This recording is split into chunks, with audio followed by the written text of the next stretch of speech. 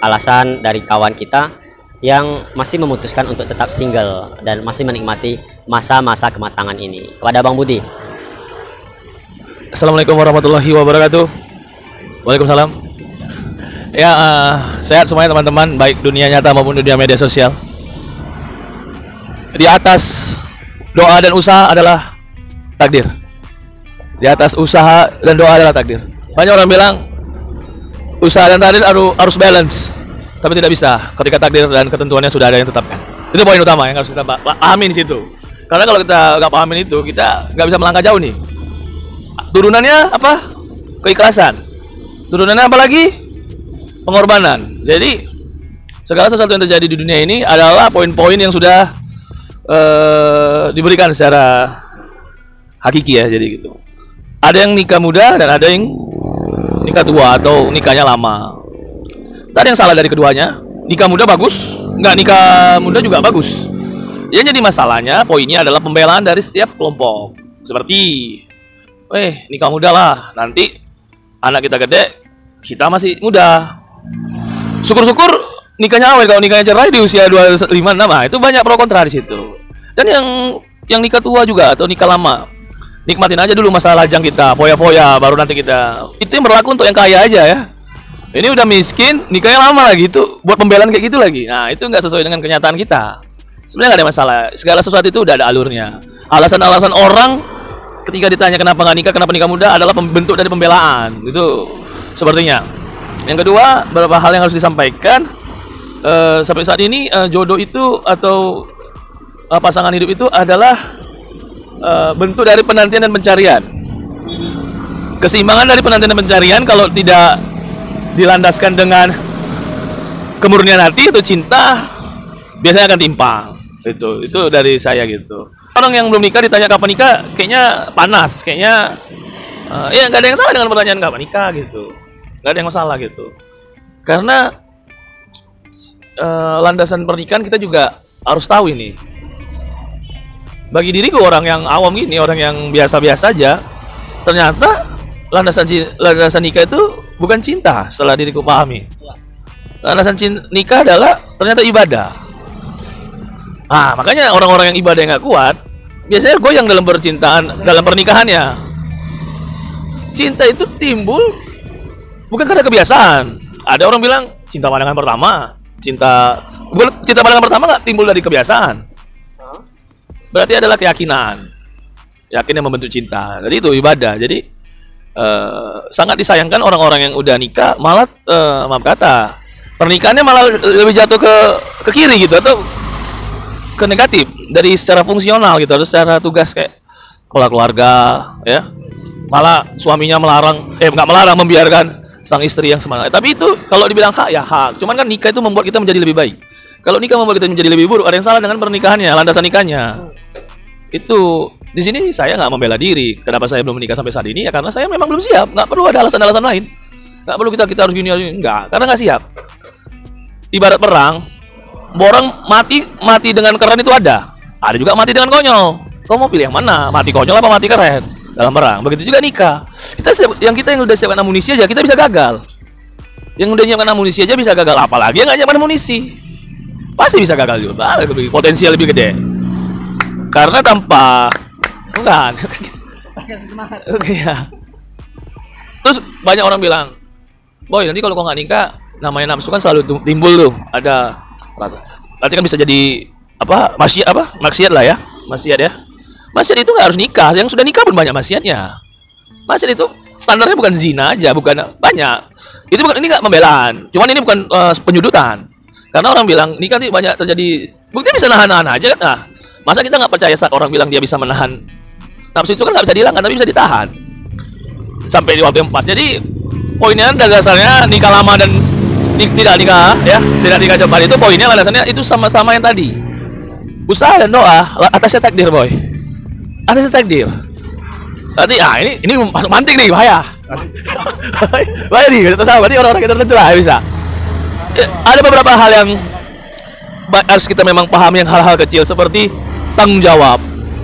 Kita kalau belum bisa tanggung jawab sama diri sendiri, kita bawa orang. Jadi ada tanggung jawab dua orang, itu tuntaskan dulu masalah pribadimu dengan dirimu, baru dirimu melakukan perjalanan lagi. Jangan gara-gara masalah dirimu menumbalkan seorang anak perempuan orang lain dari ayah yang sudah berjuang merawat anaknya. Iya kan? Mati anak orang, janganlah.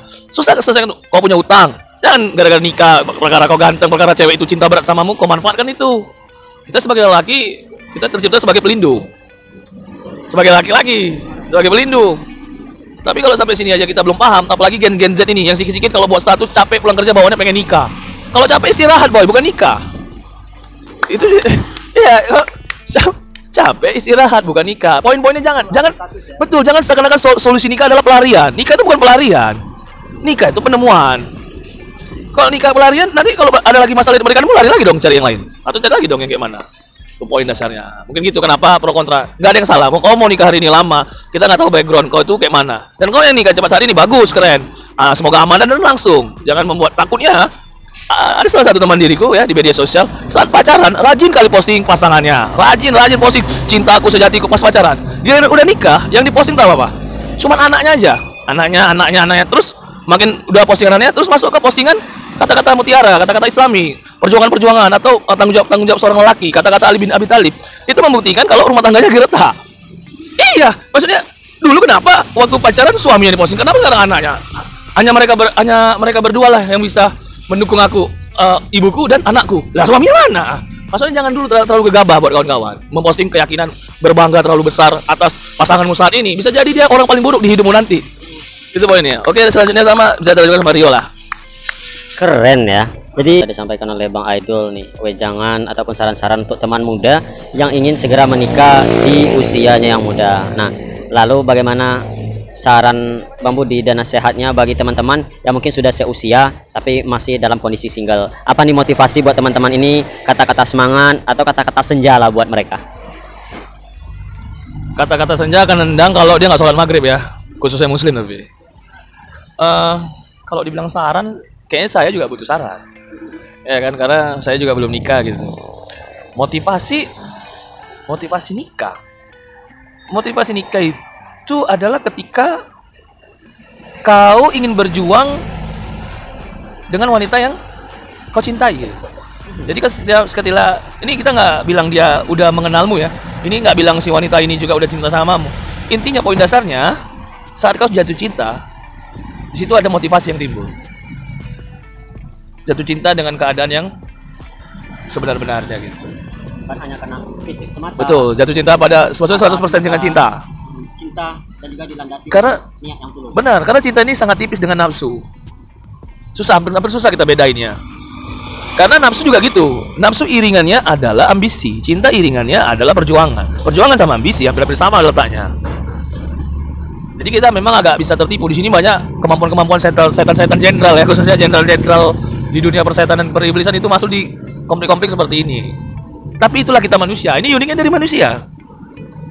Dan itu ya wajar aja, santai aja gitu. Gak perlu kita takutin. Motivasinya saat kita jangan ada rasa ingin dicintai, tapi carilah rasa ingin mencintai.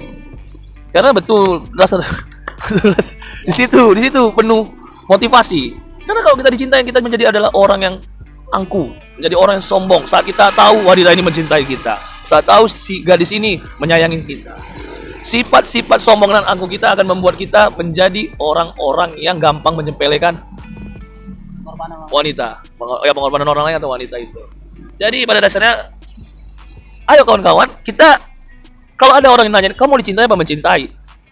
Kita harus mencintai seseorang, boy, untuk mendapatkan dicintai. Gak mungkin kita tiba-tiba dicintai, gak mungkin. Kalau dinafsuin mungkin. Kalau dicintai tiba-tiba tuh enggak. Karena kenapa orang tiba-tiba dicintai? Karena dia udah mencintai. Dia ada faktor yang mendorong. Kayak aku misalnya ada wanita, buktikan perjuangan aku mencintainya kayak mana, terus aku dapat respon dicintai. Walaupun tidak dapat respon dicintai dari dia, kalau memang dirimu seorang berjuang, terus berjuang. Karena perjuangan itu cuma ada dua, menang atau mati, bukan menang atau kalah. Menang ada, kalau kalah itu bukan perjuangan, ya kan? Menang atau mati. Karena mati dari perjuangan adalah keindahan dalam pertempuran. Kalau soal cinta ya, itu kalau soal cinta. Menikmati kecintaan ya kan, ada seni kan kenikahan juga. Saat kita udah merasakan patah hati paling dalam. Jadi makanya ada yang bilang seni cinta dan seni patah hati yang paling dalam. Banyak orang bilang gitu. Memang itu pada benar. Kalau kita tidak bisa menikmati seni itu, berarti cintamu bohong. cintanya cuma di lisan, nggak di hati. Itu saran diriku. Dan jangan takut. Kita jangan takut untuk nikah lama. Jangan takut. Yang kita perlu lakukan adalah menyiapkan semua persiapan ini untuk menghadapi takdir yang akan datang. Itu. Karena kita kalau takdir datang, persiapanmu nggak ada. Bisa-bisa salah kau menafsirkan soal takdir. Langsung closing statement. Wanita ya. Untuk nikah adalah tentang bukan duniawi, tapi juga tentang akhirat. Banyak mitosnya yang muslim, nanti kan si cowok dapat bidadari kalau di surga. Ya kita udah punya bidadari dunia, kita akan bawa bidadari itu ke akhirat. Itu betul-betul cinta, visi misinya beda. Iya, bukan berarti kita dapat di dunia, pas di akhirat aku gantilah istriku nggak kayak gini. Enggak. Makanya pahami itu, untuk cewek-cewek cari cowok-cowok yang memiliki pemikiran-pemikiran seperti itu. Insya Allah bakalan bagus lah. Jangan sekedar mengagumimu di usiamu saat ini. Perubahan waktumu akan membuatmu berubah secara fisik dan secara perspektifnya gitu, pikiran. Jadi itulah saran yang paling penting. Terima kasih untuk tema hari ini. Baik, terima kasih untuk Bang Budi dan Bang